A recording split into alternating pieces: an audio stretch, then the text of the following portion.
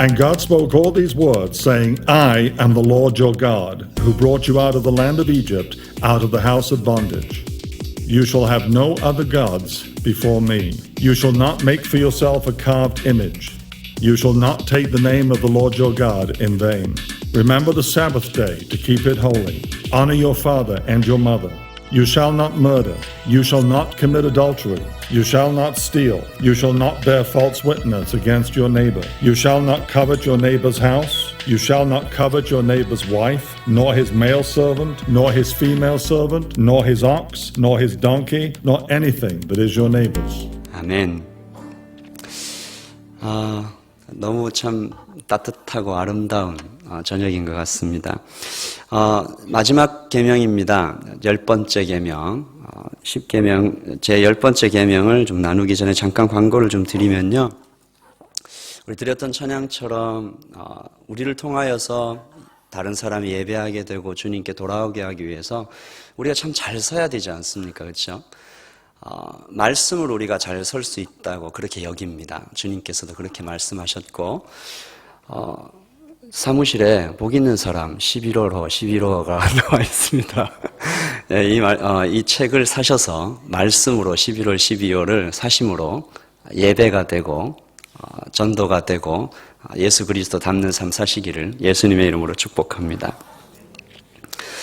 출애굽기 20장 17절 말씀 한 절이니까요. 같이 읽겠습니다. 시작. 내 이웃의 집을 탐내지 말라. 내 이웃의 아내나 그의 남종이나 그의 여종이나 그의 소나 그의 낙이나 무릇 내 이웃의 소유를 탐내지 말라. 아멘. 10계명의 마지막 계명, 탐심, 욕심을 금지하는 계명입니다. 성경은 이 탐심으로 비롯하여 죄가 나아지고 이 죄가 나중에는 사망을 낳는다고 야고보서 1장 15절입니다. 욕심이 잉태한 즉 죄를 낳고 죄가 장성한 즉 사망을 낳느니라.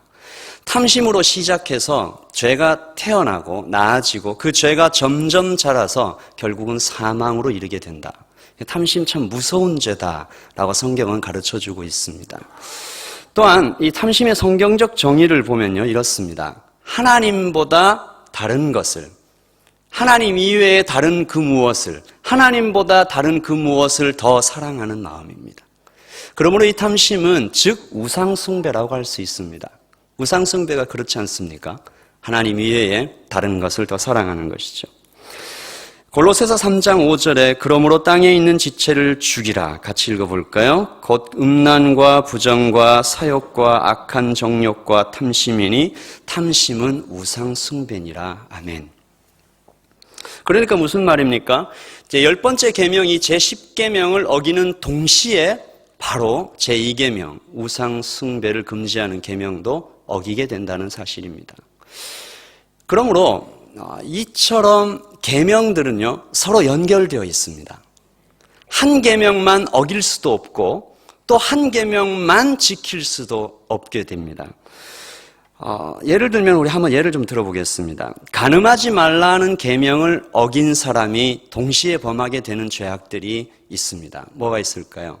먼저 거짓말을 하게 되겠죠. 간음한 사실에 대해서 숨겨야 하니까 그는 거짓말을 하게 됩니다. 그리고 그는 다른 사람의 아내나 다른 사람의 남편을 빼앗았고 도둑질했으니 도둑질하지 말라는 계명도 동시에 어기게 됩니다. 그뿐만이 아닙니다. 그는 살인하지 말라는 계명도 어기게 됩니다. 예를 들어 보십시다. 한 남자가 다른 남자의 아내와 간음죄를 저질렀다고 생각해 보십시다. 간음죄를 저지르는 순간 그는 다른 아내, 다른 남편, 다른 남자를 그 마음속에서 이미 죽인 것입니다. 또한 그는 자신의 아내도 그 마음속에서 이미 죽인 것입니다. 그렇지 않습니까? 간음죄를 저지르는 순간 그는 그 남편 그리고 자신의 아내를 그 마음속에서 이미 죽인 것입니다. 가끔 간음을 범하다가 자신의 아내 혹은 당대의 남편을 공모하여 죽이는 사람들이 있습니다. 그때 죽인 것이 아니라 이미 오래전에 마음속에서 죽인 것입니다. 그러므로 종합해 볼 때 간음하지 말라는 죄악을 그 계명을 어기자 말자 그는 거짓말, 도둑질, 살인을 동시에 어기게 되고요. 오늘 저희가 함께 나눌 이 10계명, 탐심을 금지하는 계명도 동시에 어기게 됩니다. 그뿐만이 아닙니다. 하나님의 이름을 더럽혔으니 제3계명을 어기게 되었고요.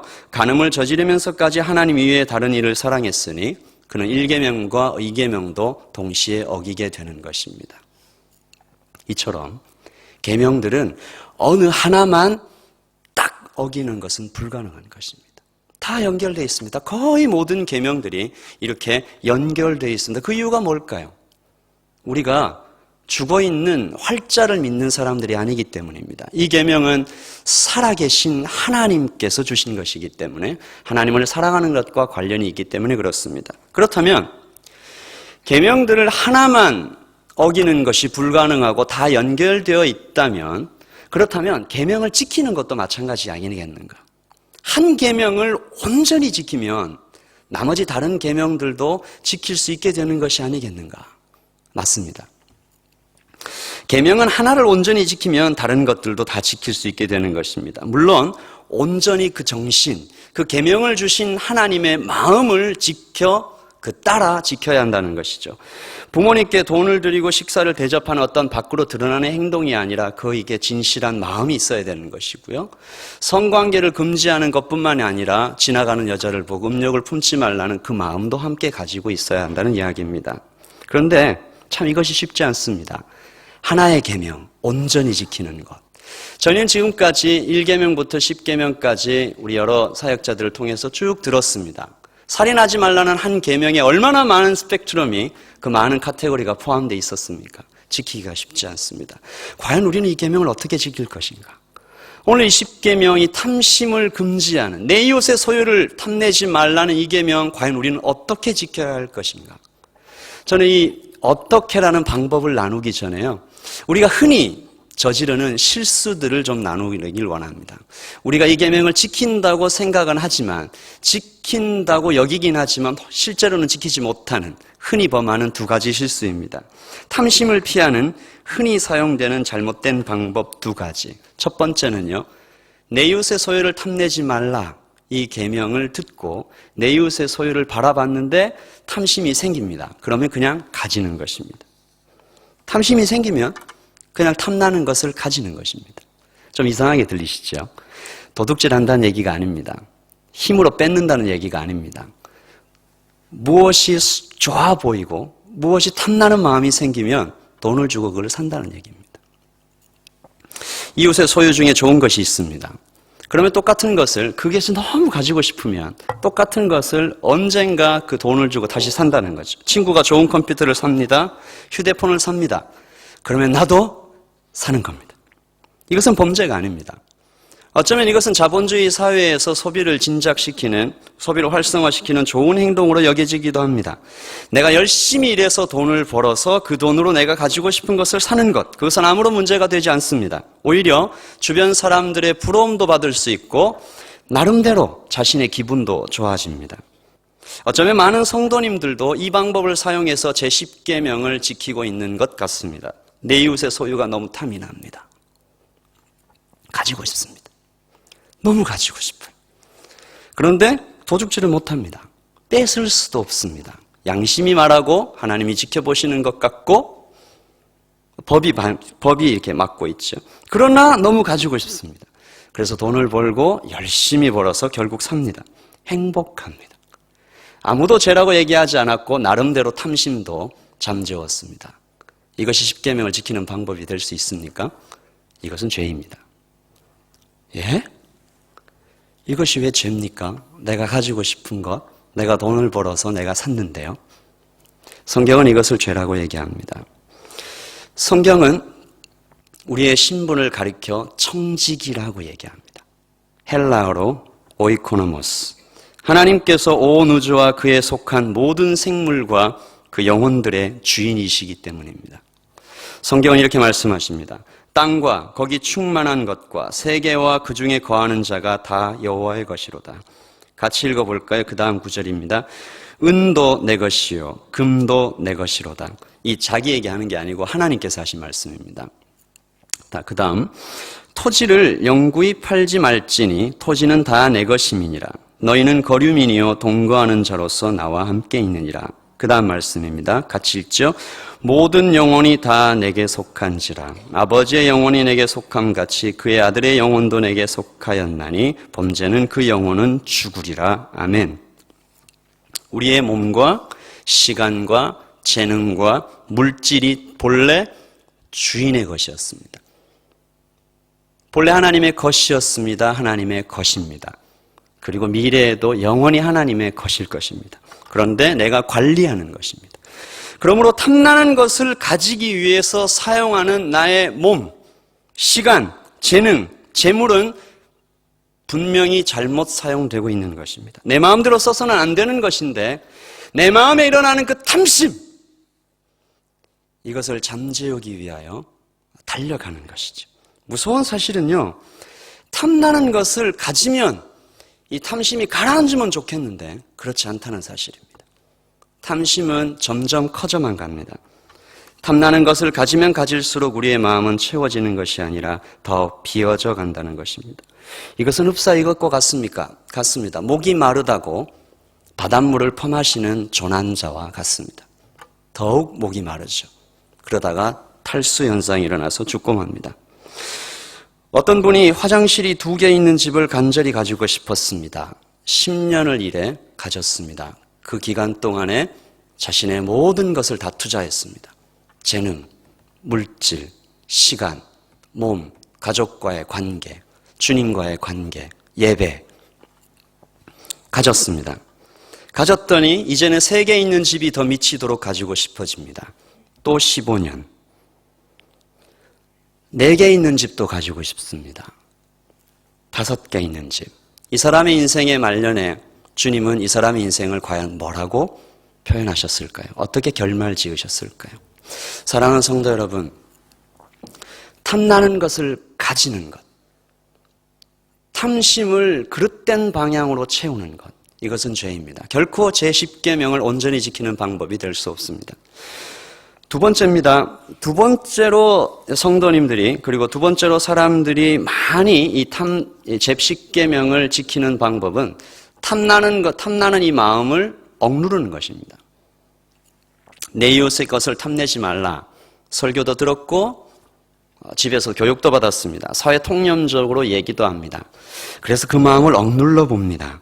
탐내지 말아야지. 결심해 봅니다. 거기에서 더 나아갑니다. 나는 예수 믿는 사람이니까 가난하게 살아야 돼. 이렇게까지 나갑니다. 교회사에 보면 실제로 그렇게 산 분들이 많았습니다. 수도사라든가 사막의 교부라든가 이런 분들은 극단의 절약과 또 금욕을 실천하며 사셨습니다. 물론 많은 선한 영향력을 남기기도 하셨지만 이것이 꼭 건강하지만은 않았습니다. 억지로 지키려고 했습니다. 그냥 온 힘을 다해서 쥐어짜듯이 억지로 지키려고 했습니다. 나중에 되었습니다. 왜 지키는지 모릅니다. 그냥 지키기만 했습니다. 예를 들어 볼까요? 어린아이에게 어머니가 나가면서 꿀단지를 가르치면서 제가 이 예를 쓰면서 과연 요즘 어린아이들은 꿀단지를 좋아할까? 그래서 제가 예를 바꾸려고 합니다. 컴퓨터를 가르치면서 이것은 먹으면 아니 이것은 쓰면 안 된다. 쓰면 혼을 내준다. 그리고 왜 쓰면 안 되는지 충분히 설명합니다. 그리고 이제 나갑니다. 아이는 쓰고 싶은 마음을 억누릅니다. 그러나 점점 그 마음은 작아지지 않고 계속 커져갑니다. 제 아들이요, 그 며칠 전에 14살이 됐습니다. 14살이 되면 이 나라의 어린이들은 굉장히 이렇게 할렐루야, 죄송합니다 이런 말을 써서 굉장히 좋아하지 않습니까? 자기 집에 혼자 있을 수 있어서.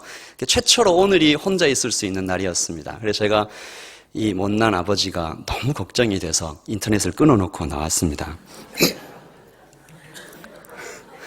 이 어린이가요, 제가 밖에 나가 있을 때 한 번도 전화를 안 합니다. 그리고 제가 전화를 하면 왜? 뭐 이런 식으로 대답을 하고 아주 이렇게 퉁명스럽게 대답을 하고 하더니 저한테 전화를 어제 여러 번 했습니다. 아주 간절하게. 그런 거죠. 마음이 계속 커져가는 겁니다.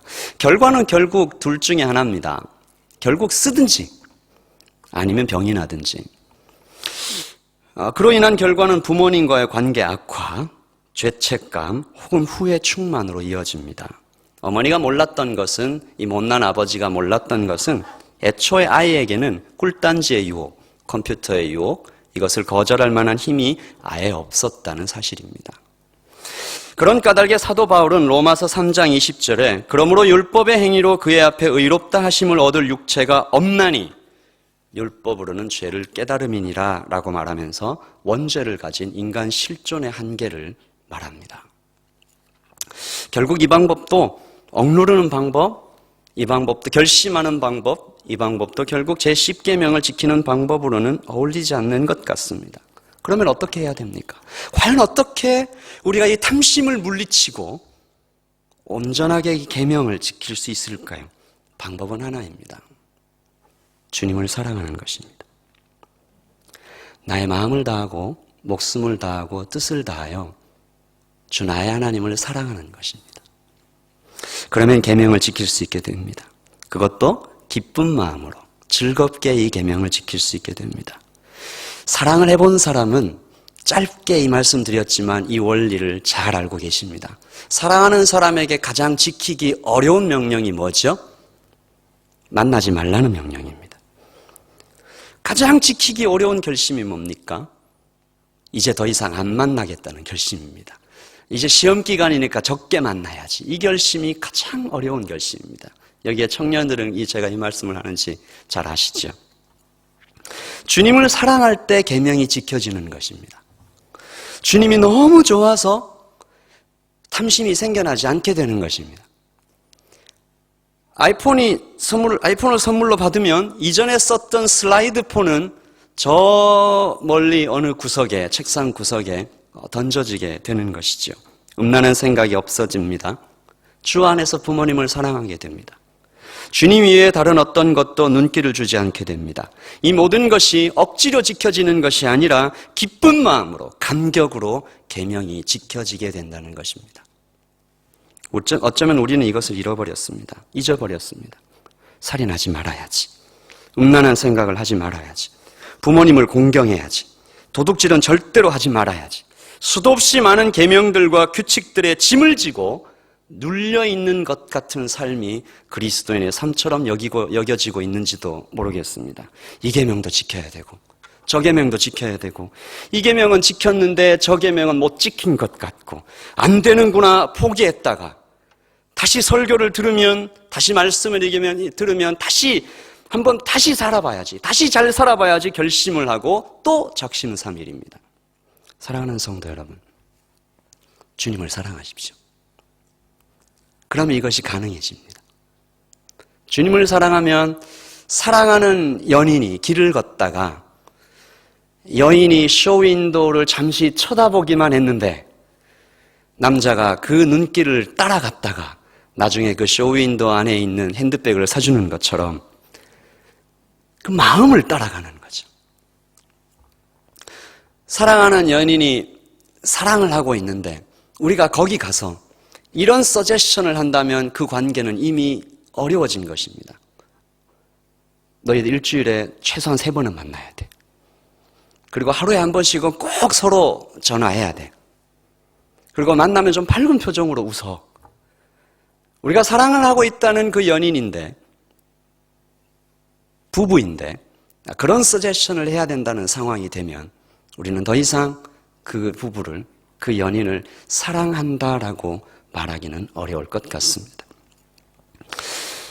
사랑하는 성도 여러분, 그렇다면 주님을 사랑하는 것은 가능합니까? 내 마음을 다하고 목숨을 다하고 뜻을 다하여 내 주 하나님을 사랑하는 것이 가능합니까? 보이지 않으시는 그분을 사랑하는 것이 과연 가능합니까? 가능합니다. 주님을 사랑하는 것이 가능합니다. 왜 그렇습니까? 2가지 이유에서 그렇습니다. 첫 번째 이유는 주님이 너무 사랑받기에, 사랑받으실 만하기에, 사랑하기에 너무 쉬운 분이시기 때문입니다. 그분은 너무 아름답습니다. 그분은 너무 광대하십니다. 그분은 너무 선하십니다. 아름다운 자연 앞에 서면 우리가 저절로 탄성이 터져나오는 것처럼 내 주님은 너무나 아름다우신 분입니다. 그분은 너무나 놀라우신 분입니다. 그분은 너무 좋으신 분입니다. 선하심이 한량이 없으신 분이십니다. 우리는 그렇게 찬양합니다. 아름다우신 오 놀라우신 영원할 수 없는 사랑 오 위대하신 하나님의 사랑 영원히 찬양하리. 그분을 발견하면 그분을 사랑하기에 너무 쉽습니다. 어쩌면 이 세상의 어떤 인간보다, 어쩌면 어떤 놀라운 자연보다 주님을 사랑하는 것이 가장 쉽고 자연스러운 일일 것입니다. 두 번째 이유는 뭡니까? 그분께서, 그 아름답고 놀랍고 위대하시고 선하심이 한량없으신 그분께서 나를 먼저 사랑하셨다는 사실입니다. 그분은 나와 계약을 맺어주신 분입니다. 그분은 그분 자신을 온전히 주셔서 나를 사랑하신 분이십니다. 주님을 사랑하는 것이 과연 쉽지 않습니까? 사랑하는 성도 여러분, 그분을 사랑하십시다. 뜨겁게 사랑하십시다. 무엇을 지키려고 하는 것에, 혹은 내가 이것을 뿌리치려고, 혹은 이것을 하지 말려고 그렇게 하는 마음, 그 에너지를 주님을 사랑하는 것으로 집중시켜 보십시다. 그분 앞에 나와서 그분의 음성을 듣고 얼굴을 바라보고 품에 안기면 계명을 지키는 것은 더 이상 문제가 되지 않을 것입니다. 사도 바울은 이렇게 말했습니다. 내가 이 둘 사이에 끼었으니 차라리 세상을 떠나서 그리스도와 함께 있는 것이 훨씬 더 좋은 일이라. 그렇게 하고 싶으나 내가 육신으로 있는 것이 너희를 위하여 더 유익하리라. 무슨 말입니까? 주님이 너무 좋은 거죠. 너무 사랑스러운 거죠. 그분과 함께 있는 것이 너무 좋아서 이분의 평생 소원은 빨리 죽는 것이었습니다. 빨리 죽어서 주님을 만나 그분과 함께 영원히 거하는 것, 계속 거하는 것, 충만히 거하는 것, 가깝게 거하는 것이 사도 바울의 평생 소원이었습니다. 그런데 또 그 아름답고 너무 좋으신 그분이 너 이 땅에 남아서 할 일이 있어 라고 말하니까 그것도 또 너무 좋아서 이 나약하고 이 천하고 보잘것없는 나에게 이런 위대한 사명을 주시니 이것도 너무 좋아서 내가 이 땅에 있는데 내가 이 둘 사이에 끼어서 내가 어쩔 줄을 모르겠다. 너무 행복하다. 이것이 사도 바울의 마음이었습니다. 그분은 그래서 탐심이 아무 문제가 안 됐습니다. 그분은 이렇게 말하셨습니다. 또한 모든 것을 해로 여김은, 같이 읽어볼까요? 내 주 그리스도 예수를 아는 지식이 가장 고상함을 인함이라. 내가 그를 위하여 모든 것을 잃어버리고 배설물로 여김은 그리스도를 얻고. 사도 바울에게는 탐심이 아무런 문제가 되지 않았습니다. 물론 순간순간 유혹은 찾아왔겠지요. 그러나 문제가 되지 않는 것입니다. 왜요? 밭의 간추인 보화를 발견했고 극히 귀한 진주를 발견했고 내 사랑하는 주님을 발견했기 때문입니다. 너무 좋은 것을 발견하면 덜 좋은 것은 아무 문제가 안 되는 것이죠. 우리도 이렇게 주님을 사랑함으로 모든 죄를 넉넉히 이기며 계명을 온전히 지키는 성도가 되시기를 예수 그리스도의 이름으로 축복합니다. 기도하겠습니다.